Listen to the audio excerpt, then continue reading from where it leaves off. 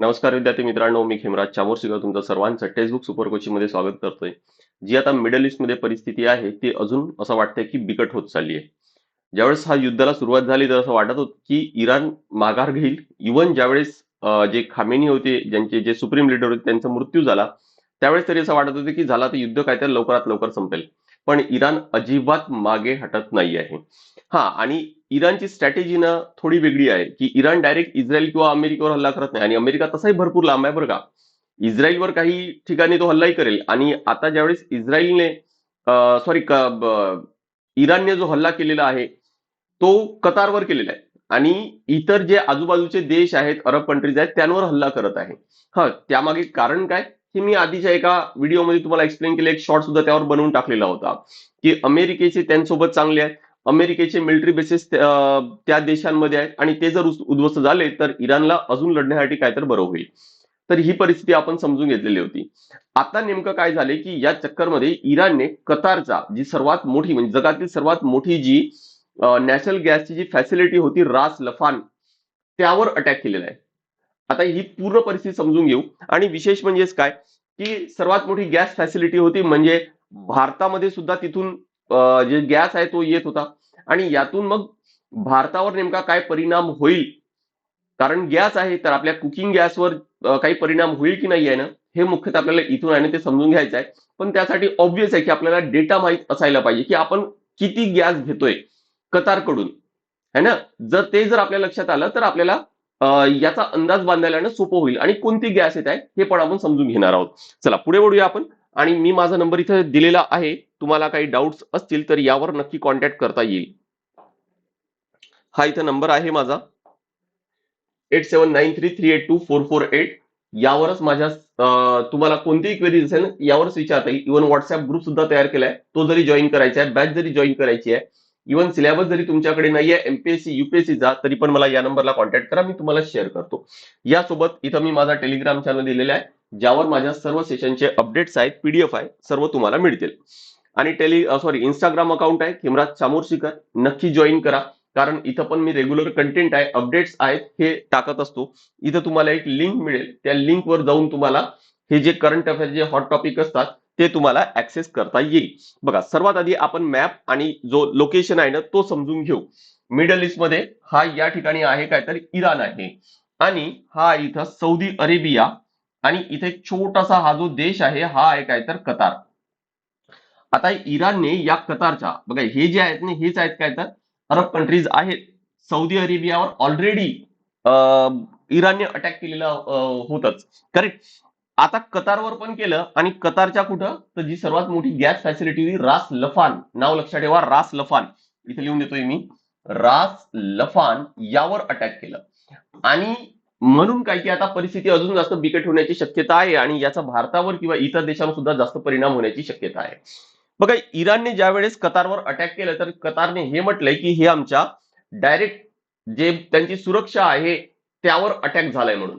यासोबत जे international law आहे त्याचं सुद्धा उल्लंघन ही इराणने केलेलं आहे, असं कतारने म्हटलंय. आणि याबद्दल कतार ही काहीतरी कडक कारवाई घेईल. आता ते मिलिटरी ऍक्शन असेल की दुसरं काही असेल, तिथं वेळ आल्यावर कळेल आपल्याला. पण कतारने सरळ वॉर्न केलंय की कतार आता काहीतरी कडक कारवाई करणार. यासोबत सौदी अरेबियाने सुद्धा हे म्हटलंय की आता सौदी अरेबिया सुद्धा रिस्टंट राहणार नाही, शांत बसणार नाही, तो पण मिलिटरी ऍक्टिव्ह होईल, इन्व्हॉल्व्ह होईल म्हणून. त्यामुळे ही परिस्थिती असं वाटते की आता काय तर अजून जास्त बिकट होत आहे म्हणून. आता पुढे आल्यावरच आपल्याला कळेल की नेमकं काय होत आहे. पण सध्या आपल्याला भारतावर काय याचा परिणाम होईल ना हे समजून घ्यायचंय. थोडीफार बेसिक माहिती आणि जे रास लफान आहे ना त्यांची माहिती आहे, आपण समजून घेऊ. रास लफान काय, वर्ल्ड लार्जेस्ट एलएनजी फॅसिलिटी. आता एलएनजी इथंच मुख्यतः लक्ष द्या की एलएनजी फॅसिलिटी, एलएनजीचा लॉंग फॉर्म काय, लिक्विफाईड नॅचरल गॅस. आणि नॅचरल गॅसमध्ये मुख्यतः जो गॅस असतो तो आहे काय, तो असतो मिथेन. CH4 फॉर्म्युला आहे, सायन्समध्ये आपण शिकतो. हायड्रोकार्बन आहे, सर्वात लहान हायड्रोकार्बन आहे, अल्केनचा प्रकार आहे, सॅच्युरेटेड हायड्रोकार्बन कार्बन आपण म्हणतो, करेक्ट. तर इथं मुख्यतः जो गॅस आहे तो आहे काय तर मिथेन आहे. Next, Qatar ranks one of the world top LNG producer, one of the top LNG producer along side USA, Australia आणि काय तर रशिया. हे पण टॉप आहेत, पण कतार सुद्धा काही मागे नाहीयेत. In the first week of March, म्हणजे याच महिन्याच्या पहिल्या आठवड्यात इराणने एक अटॅक केला होता. तो कशावर केला होता, कतारी गॅस फील्डवर होता. म्हणजे हा कतारवर पहिलाच अटॅक केलाय असं नाही, पण आता काय की रास लफान ही लार्जेस्ट फॅसिलिटी होती आणि म्हणून आता कतार जास्त स्ट्रिक्ट ऍक्शन घेतोय, कडक कारवाई करेल असं कतारने म्हटलेलं आहे.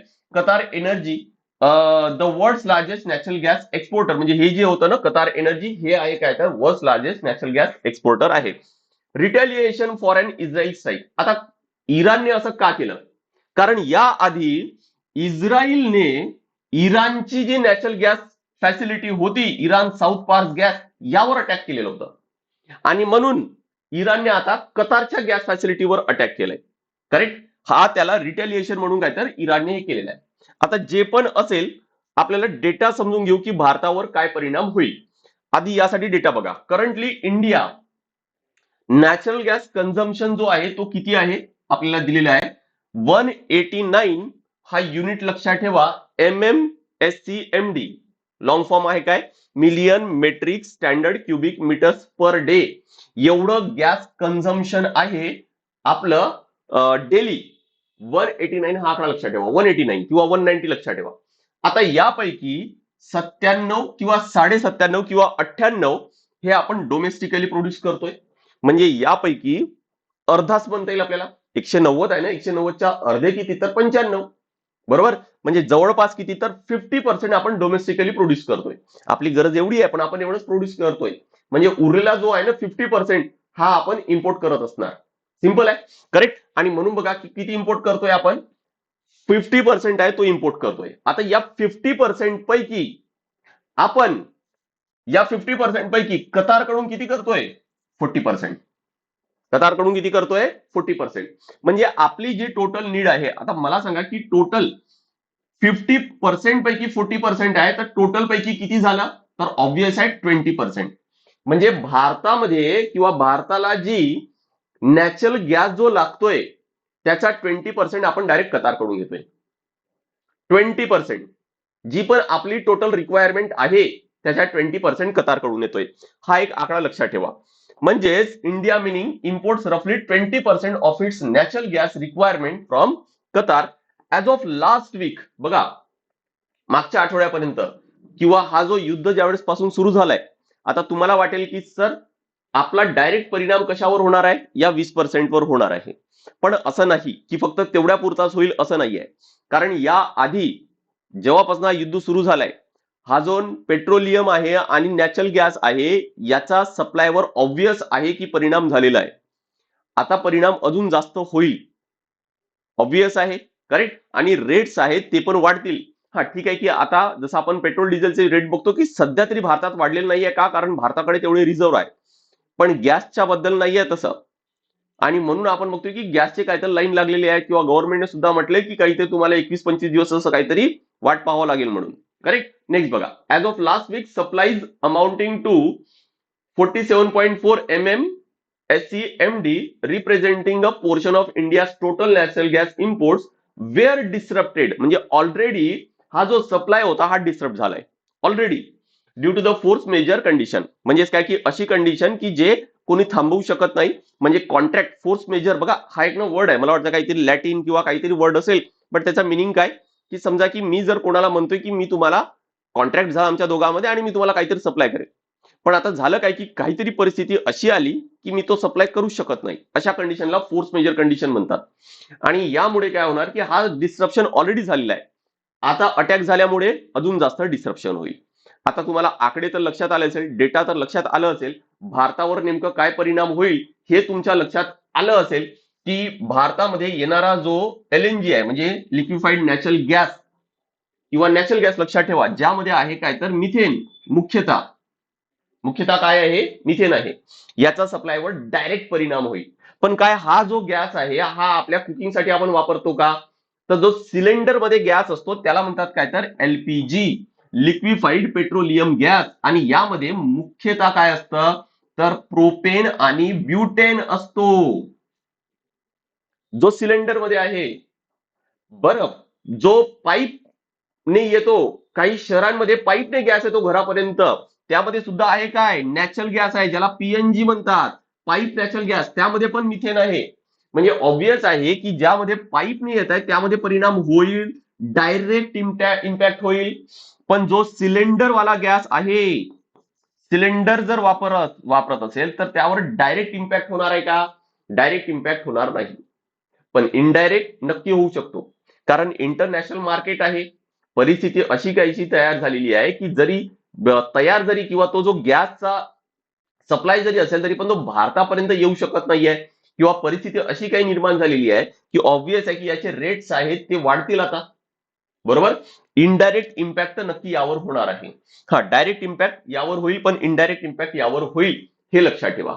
आता विचार केलं तर इथं नॅचरल गॅसवर मुख्यतः परिणाम होणार आहे. मग या नॅचरल गॅसचा वापर कुठं होतो नेमका? एक तर मी तुम्हाला सांगितलं की पाईप नॅचरल गॅस, आणि मला असं वाटतं की सिलेंडरपेक्षा पाईपची जी क्वांटिटी आहे ना ती थोडी कमी आहे. अजूनही सिलेंडर जो गॅस आहे, एलपीजी आहे, त्याचा वापर जास्त होतो. मग या नॅचरल गॅसचा वापर कुठं होतो? मुख्यतः अजून इंडस्ट्री लेवलवर जास्त याचा वापर होतो. आणि म्हणून ऑब्व्हियस आहे की इंडस्ट्री लेवलवर त्याचा परिणाम आपल्याला पाहायला मिळेल.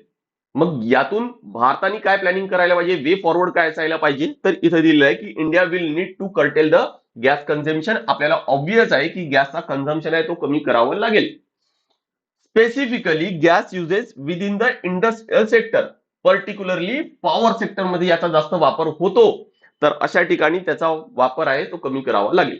आय होप की हा जो मुद्दा आहे ना हा तुमच्या लक्षात आलं असेल की नेमकं भारतावर याचा काय परिणाम होईल हे लक्षात आलं असेल.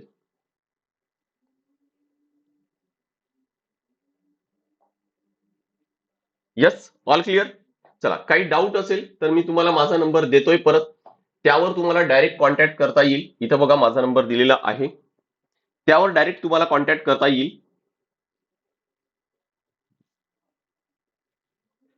हा, हे बघा 8793382448 यावर डायरेक्ट कॉन्टॅक्ट करा.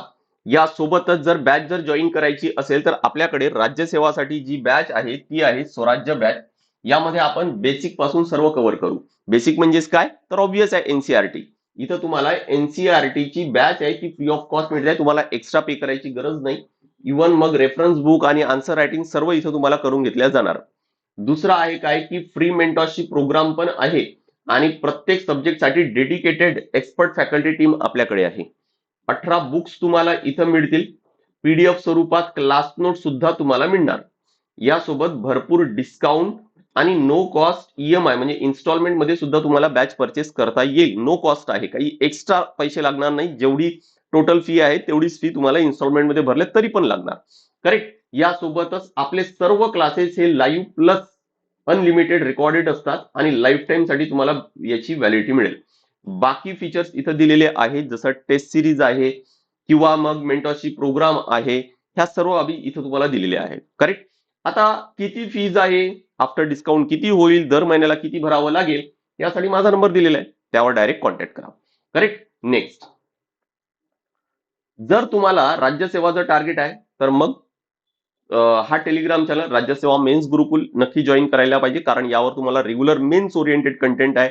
यूपीएससीचे प्रश्न आहेत, त्याचे मॉडेल आन्सर आहेत, कसं उत्तर लिहायचं आहे याचा प्रॉपर गायडन्स तुम्हाला इथे मिळेल आणि भरपूर कंटेंट मिळेल. यासोबत राज्यसेवा मेन्स गुरुकुल हा जो प्रोग्राम आहे हा नक्की जॉईन करा, जर तुम्ही यावर्षी मेन्सचा प्रोग्राम मेन्स देत असणार तर. कारण इथं तुम्हाला जसं सांगितलं मी, प्रॉपर गाईड तर केल्या जाणार. विशेष म्हणजेच काय की या मोमेंटला तुम्हाला गरज आहे ती म्हणजेच काय तर उत्तर लेखनाची, आणि ते इव्हॅल्युएट करून कोणतरी दिलं पाहिजे. काय चुका आहे ते सांगितल्या पाहिजे. ते तुम्हाला सर्व इथं मिळेल. आणि सिलेक्शन झाल्यानंतर तुम्हाला 1,00,000चं रिवॉर्ड सुद्धा आहे. करेक्ट. सो नक्की हे गुरुकुल प्रोग्राम आहे ना तो जॉईन करा. काय करायचं त्यासाठी माझा जो नंबर आहे त्यावरच तुम्हाला कॉन्टॅक्ट करायचा आहे. यासोबत कंबाईनची जर तुमचं प्लॅनिंग असेल तर ग्रुप बी ग्रुप सी साठी सुद्धा आपल्याकडे बॅच आहे. प्री आणि मेन्स सर्व कव्हर होईल. सर्व बेसिक पासून कव्हर होणार. टेस्ट सिरीज आहे आणि सर्व सब्जेक्ट्स आहेत, कम्प्लीट सिलेबस आहे, कम्प्लीट कव्हर होणार आहे. यासाठी सुद्धा हा जो माझा नंबर दिलाय ना यावरच तुम्हाला कॉन्टॅक्ट करायचा आहे. चला नेक्स्ट सेशनला भेटूया. This is all from my side. Thank you very much.